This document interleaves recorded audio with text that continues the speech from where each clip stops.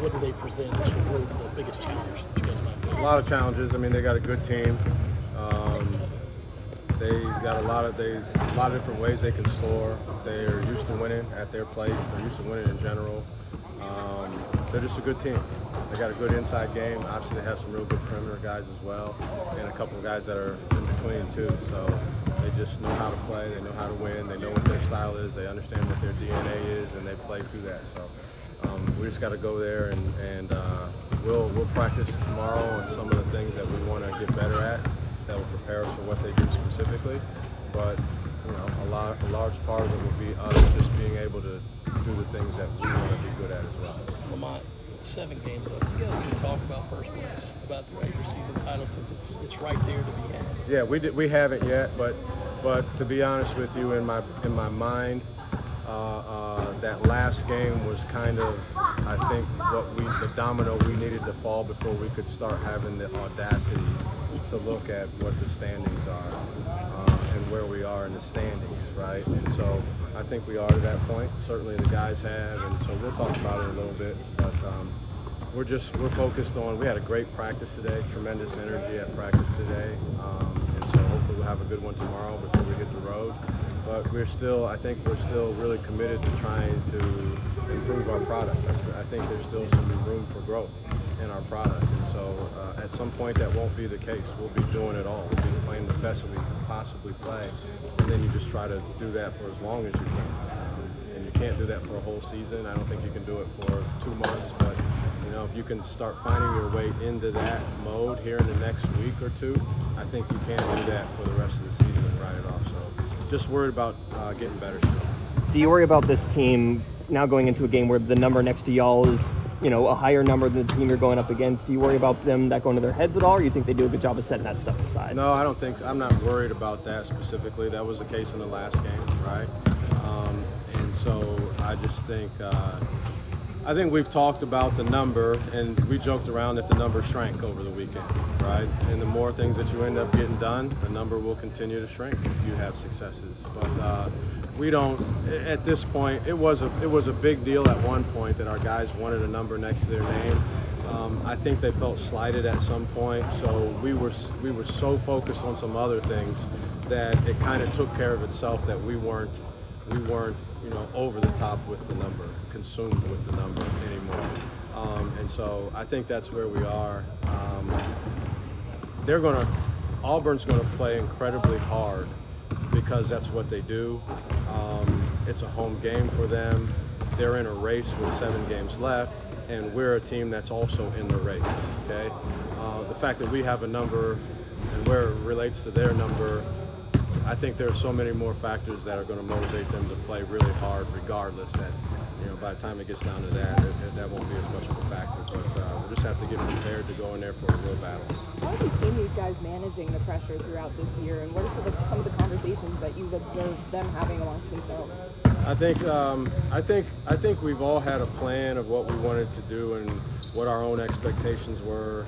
Obviously, in November, no one's expectations met our expectations, but our expectations have always been high, not necessarily from a wins and loss perspective, but just for how we would approach the game, how we would play with one another, and what that would look like as a basketball team. And so when you have such a high expectation of yourselves that way, I think that you can minimize the amount of pressure that's on you. So I think they've handled it great. We have such a high energy and positive minded group that I think they're just enjoying themselves and having fun and relishing the number of days that we'll still get to practice. We've probably got maybe 20 more practices left with this group. So I think they're really just diving into enjoying the time that we have with each other. Lamont, going back to the beginning of the season, and I didn't want to put words in your mouth, but Kyle Murray Boyles, there's a lot being said. Did you consider him a potential starter, definite starter in the preseason before he got sick? Yeah, he was going to start. He was going to start for us. I mean, he had earned that. Yeah. He just had performed so well. He was doing so many things. Just a lot of it for young guys, especially. it comes down to maybe if they're a specialist offensively, a guy who really makes shots, a guy who really uses the ball screen well. I think it's hard for guys to carve their way as young guys if it only is predicated upon being generally good at offense.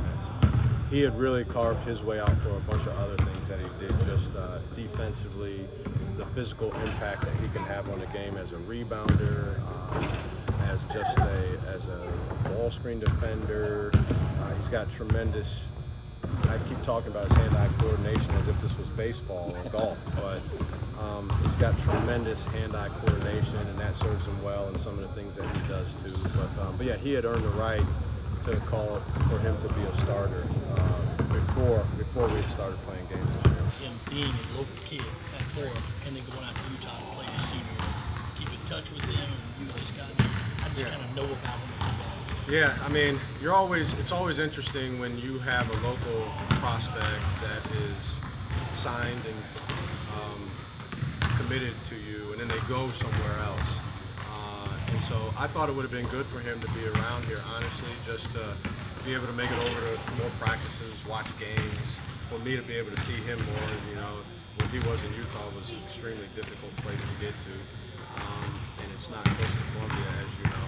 But it ended up being exactly what he needed. I think he just was out there on his own, and there wasn't a lot for him to do in terms of, I think he just had less distractions, and his commitment to, one, developing and changing his body, which is hard for young guys. It's hard for anybody, take my word for it, but it's hard to commit to your diet the way that he did while he was out there on his own. That was really impressive, and as well to just developing his game. He went out there and he lived and breathed basketball while he was out there, and he reaped the benefits of that when he came back here. Speaking of Colin, it's been a while since this program was getting things like Freshman of the Week honors. Just where's the pride level for him and getting some recognition like that? Yeah, it's fun for him. I think he's really prideful just because, you know, he's from around here. He grew up and has probably seen a ton of Gamecocks basketball or games, and just Gamecocks sporting events in general. So the pride that comes with that, but then to also achieve in a way that the rest of your league acknowledges you as one of the best freshmen for any particular week or any game, certainly for a season. I think it's a special thing when guys can be acknowledged by their peers. I think it's the highest praise that you can get when your peers acknowledge you. Obviously, the defense has been solid all year, but somebody's really traveled this year too and been solid on their own. How key is that in a league like this, and especially going against a team like Auburn that's been scoring a lot this year? Yeah, I think defensively, I mean, it's just the way I've been brought up in this profession was that, was to value playing good defense. And that doesn't mean that we ignore offense. I mean, I think if you listen to most people talk about us, they talk about how we share the ball. They talk about the quality of shots that we generate. They talk about the fact that we don't turn the ball over very often. They talk about a lot of different offensive things that don't just happen. I think our efficiency offensively is really high. But having said all that, with me it starts with defense. I just don't believe in that you can ever be that consistent offensively. You're going to have bad days at the office. And if you try really hard, there won't be too many bad days at the office on the defensive side of the ball. So our guys have been committed to it. They focused on it. They tried really hard. I keep saying that. I don't want to make it seem like, that's supposedly where it should all start, right? But these guys tried really hard to do the things that we ask them to do on the defensive side of the ball, and it's produced results for us.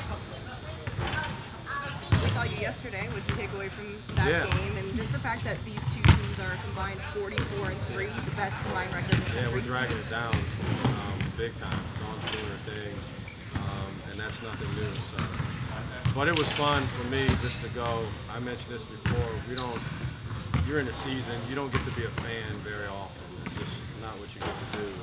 So to be able to go to the game and just get on the refs from where I was sitting and do it in a way that a fan does it was a lot of fun for me to do it. And they got such a good team, such a great program, and their girls they represent the university and the program so well. It's just fun.